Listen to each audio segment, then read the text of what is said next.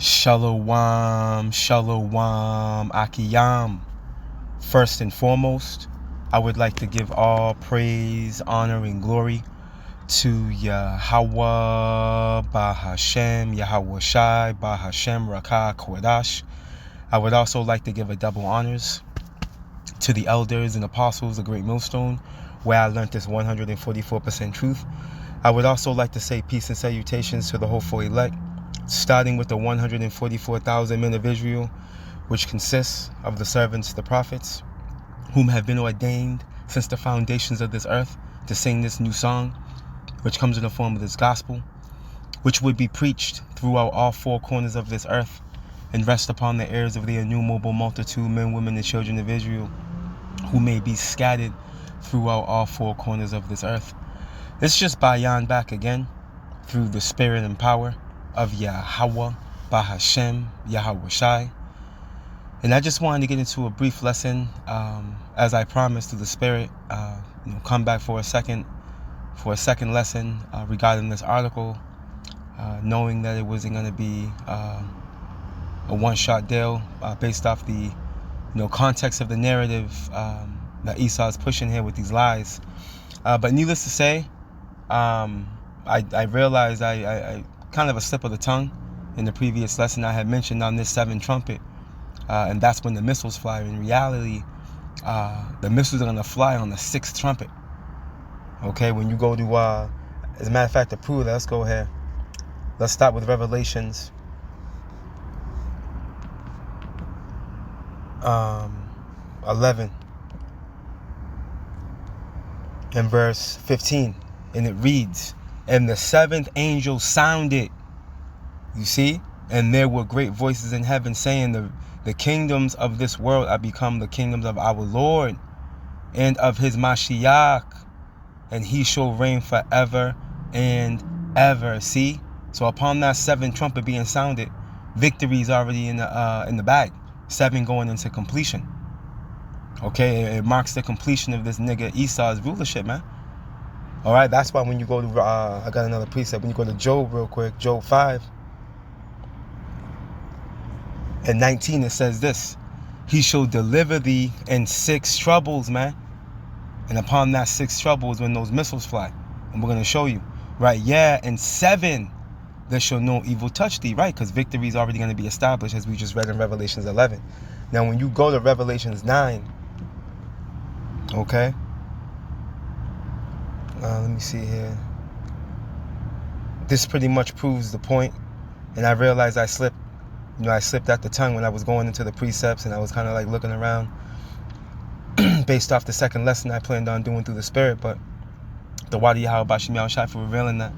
But needless to say, Revelations 9 and 13, and we're going to read down in this, right? But we're going to get this and we'll go back into the article, then we'll come back. But just to make the point, to establish the point, Revelations 9 and 13, it reads, "And the 6th angel sounded, and I heard a voice from the 4 horns of the golden altar, which is before power, saying to the 6th angel which had the trumpet, loose the 4 angels which are bound in the great river Euphrates.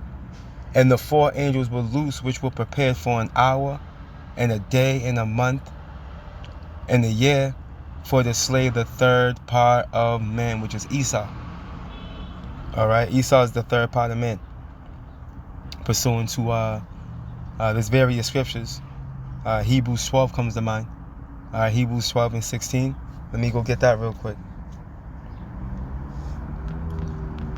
Hebrews 12 and 16, right? It reads, the Lord puts a name on it, right? "Lest there be any fornicator or profane person as Esau, man." Okay, "who for one morsel of meat sold his birthright," man. So there's no one more profane than this dude. All right, he's outside of the temple. You see? Another precept that comes to mind is Daniel, right? Daniel 4 and 17. "This matter is by the decree of the watchers," right? Which are the prophets, right? "And the demand by the word of the holy ones," right? The angels, "to the intent that the living may know that the Most High ruleth in the kingdom of men, and giveth it to whomsoever he will, and setteth up over it the basis of men," which will be none other than Esau, Edom, the so-called white man. Job 30, all right, brings that point home. Okay, the book of Job, chapter 30. Okay, proves that point. Now, what I want to do is let's go back to Revelations, the 9th chapter, and read down a little bit more. Verse 16, and it reads, "And the number of the army of the horsemen were 200,000, and I heard the number of them." And this is talking to the missiles, man. You see, this is talking to the warheads, okay, which are at the tip of the missile. Okay, these missiles break apart in like what, 3 to 4 sections. All right, most of it being the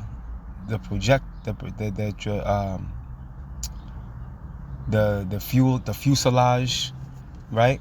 You know, fuel cells, the thrusters, in efforts to get it, you know, from continent to continent. All right, the power is in its head. You see, the power is in its head. All right, and then when you do the math on this, all right, when you do 200,000, when you multiply that, you're gonna get what? 200 million. You see? If you do the math on it, you're gonna get 200 million warheads are gonna touch down on this place, man. Which is why this place is gonna be likened unto what? The lake of fire that you read about in Revelation chapter 19.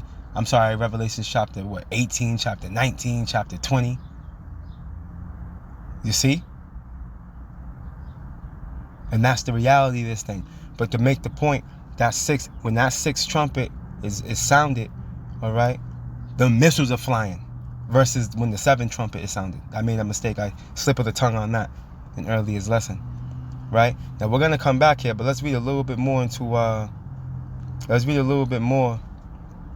this article real quick, right? We left off right around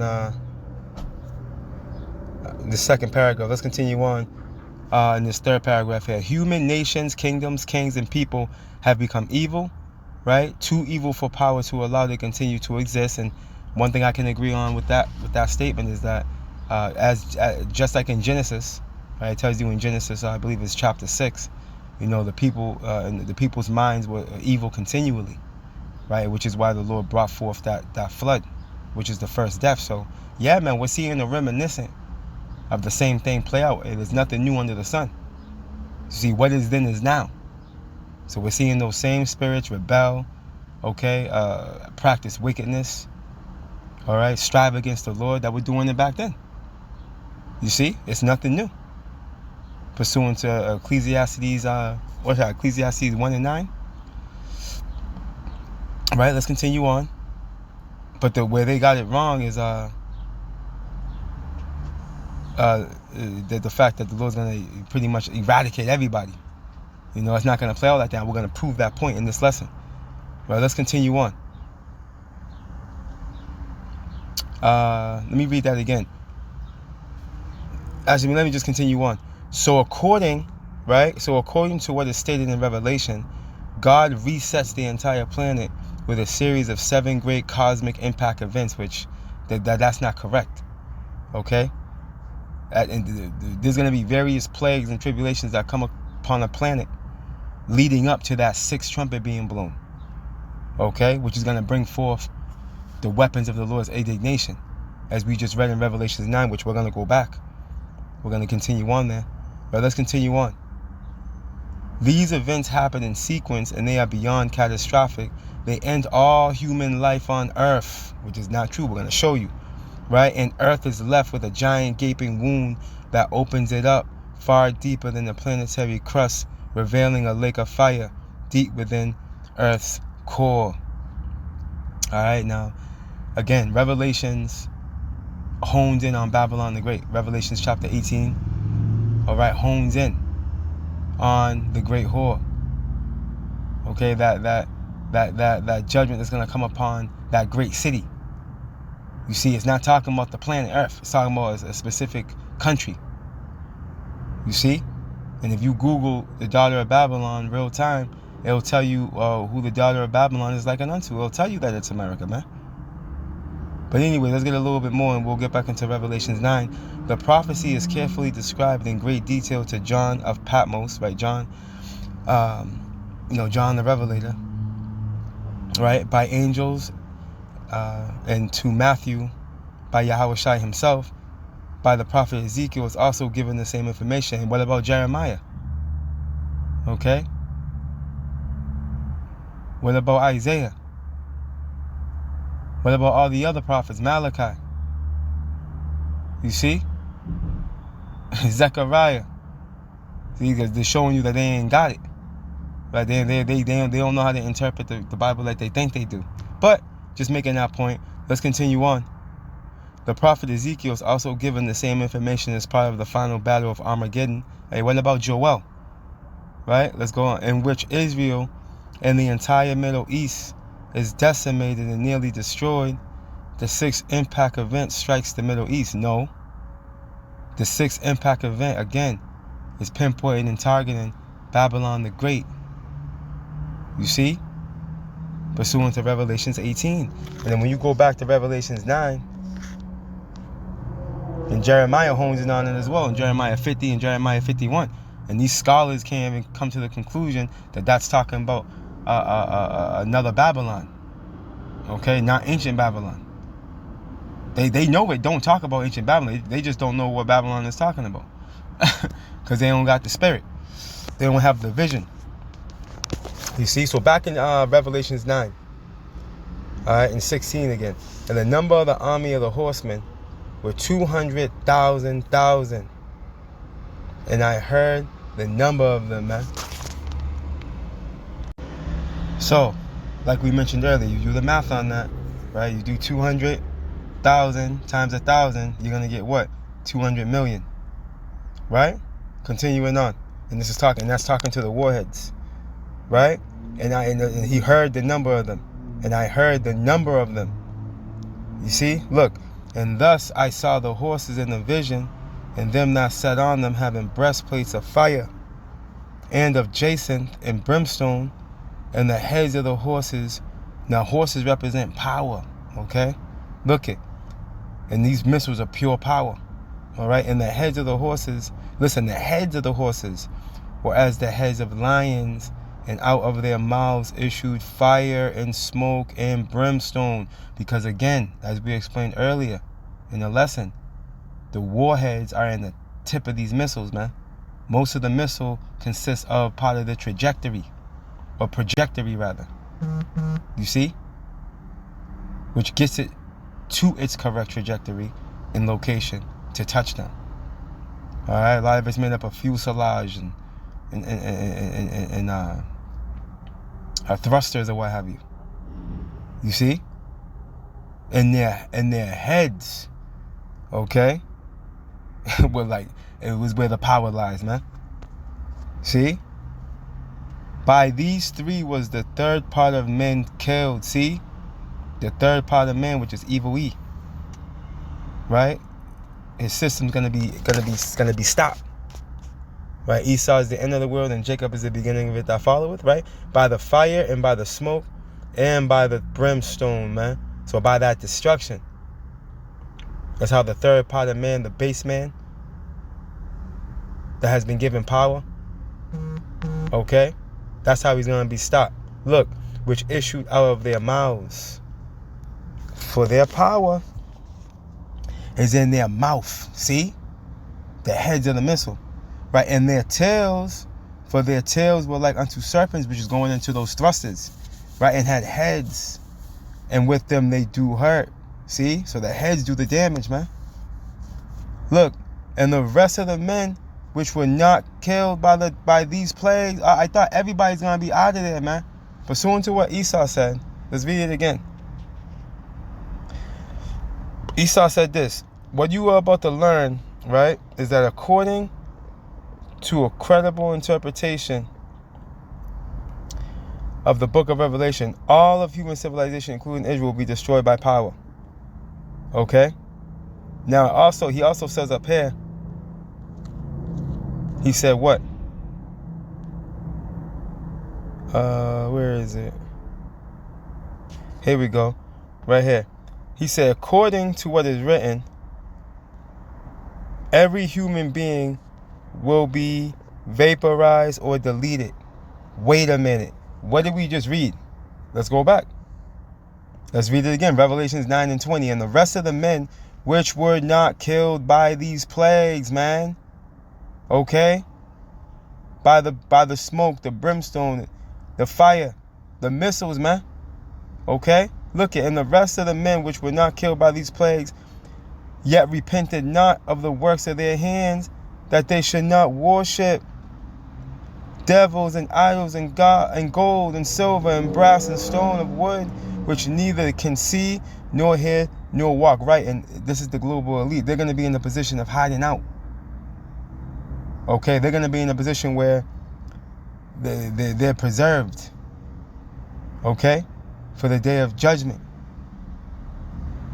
You see, they're going to be preserved from these missiles, man. In efforts to be the first cattle of slave, the first cattle of slavery, man. Okay, yeah, they call us Goyim. You're gonna be likened unto Goyim in the kingdom, man. You see, and they're gonna be scared as hell. That's why when you go here, let me see here. Bear with me. I believe it's here. Con, the book of Revelation, chapter 6.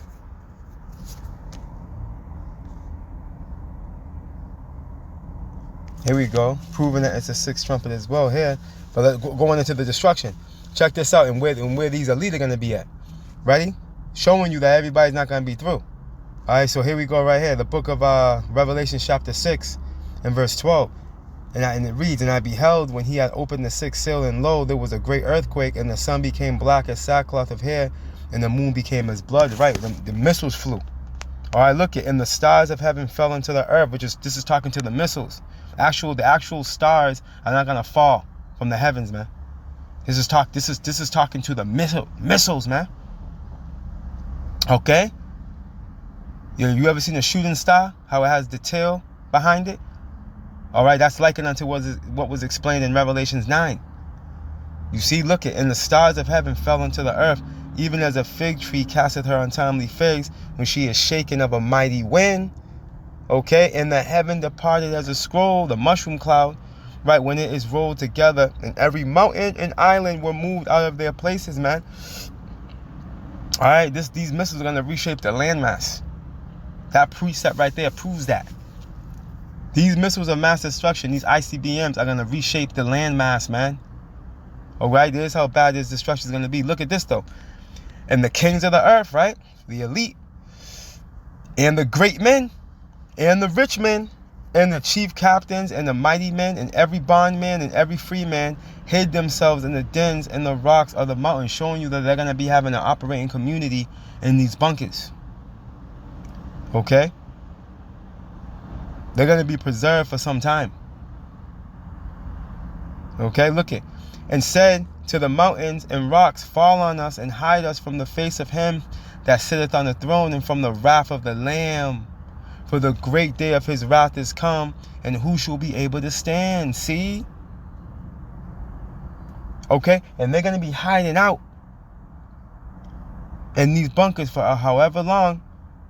Okay? Until Yasha Allah comes down and scoops them up. Pursuant to, what's that, Isaiah? Let's go ahead.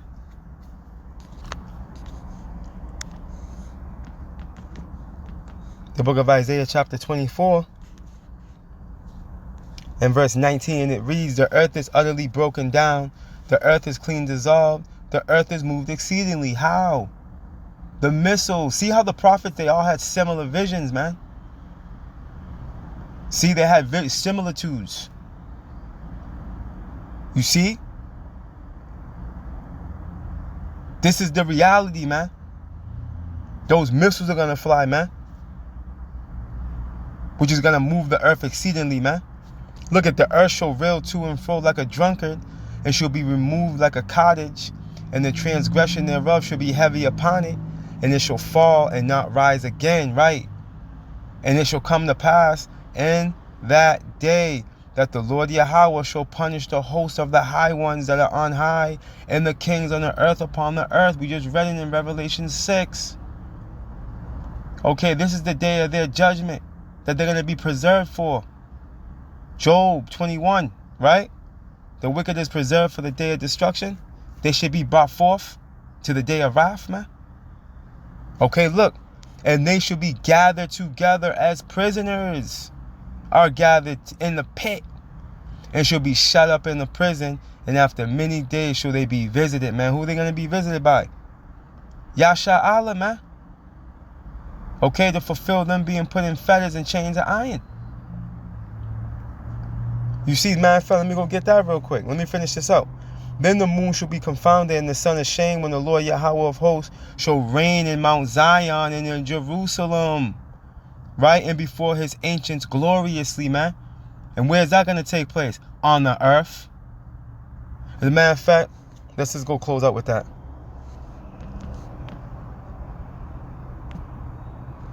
Matter of fact, no, we're going to close out with what I was going to grab a second ago. That's Psalms 140. Let me just get this real quick. Let's prove this real quick. Rev 5. Yeah, man. Hey, the Lord's going to rule gloriously in Zion on the earth, man. You see? The tabernacle of David is going to be fully raised up at that point. Revelations 5 in verse 6, and it reads, matter of fact,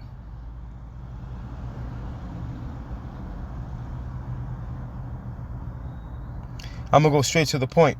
Verse 9, and it reads, and they sung a new song, saying, and right, and that new song is an old song, right? That song of Moses, which is the victory, over our enemies by our power, Yahweh Ba'Shem Yahweh Shai, man.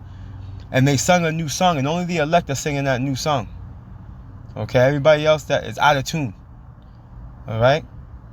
Lord willing, we're part of that precious number. Right? And they sung a new song, saying, thou art worthy to take the book and to open the seals thereof. For thou wast slain and hast redeemed us the power by thy blood out of every kindred and tongue and people and nation, because we've been scattered, okay, into every kindred, tongue, people, and nation, pursuant to Deuteronomy 28 and 64. It's part of the curses, right? But here's the point. It has made us unto our power kings and priests, and we shall reign on the earth, okay?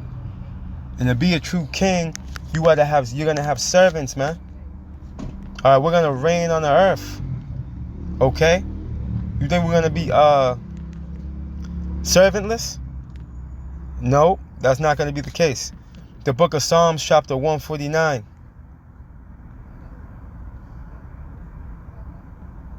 And verse 5, and it reads, let the saints be joyful in glory. The saints are who? The Israelites. Okay, Psalms 50 proves that. Matter of fact, this right here, this in this very book proves it. Okay? Because as we're reading, it's talking about Israel. Ready? Verse 1. Praise ye the Lord Yahweh, sing unto the Lord a new song, and his praise in the congregation of the saints. Let Israel rejoice in him that made him. See? Let the children of Zion be joyful in their king. See that? That's who the saints are. Jumping down to verse 5. Let the saints be joyful in glory. Let them sing aloud upon their beds. Let the high praises of power be in their mouth, and a two-edged sword in their hand, man. And that's literally. To what? To execute vengeance upon who? The heathen. And punishment upon the people. To bind their kings with chains and their nobles with fetters of iron. You thought we were making this up? You think we're just making up a doctrine? No, man. The spirits revealed the truth of the Bible. Okay, the Bible taps into thrones and scepters, man. Rulership. Okay, which is what Israel's destined for, man. Right, we fallen from grace, but our destiny's glory. You think we making this up? This is what makes Esau pissed, man. Because this is the reality, man. He can feel it in his spirit. He threw. This is why he's trying to make AI a god, and he's trying to create a synthetic immortality through artificial intelligence, man. You see? This is why this quantum computer is everything to this dude. Because he knows that's his only way out. Let's continue on, which is no way out. There is no way out. All right, let's close out with this right here. To what? To execute upon them. Matter of fact, let's read verse 8 again. That sounds so good. Psalms 149 and verse 8, and it reads, to bind their kings with chains and their nobles with fetters of iron, man. And this is talking to who? Matter of fact, let's read up one more precept. Let's read this all over again. Verse 7. Psalms 149 and 7, right? To execute vengeance upon the heathen and punishment upon the people, to bind their kings with chains and their nobles with fetters of iron, man. The kings and nobles going to the elite. Look, to execute upon them the judgment written. All right, this honor have all his saints. Praise ye the Lord, man. Kahalayim la. Yahweh Ba'ashem Yahweh Shai. And that's the reality. Not what this nigga's talking about in this article. This is folly. A damnable heresy and a complete lie. Repent, Jake.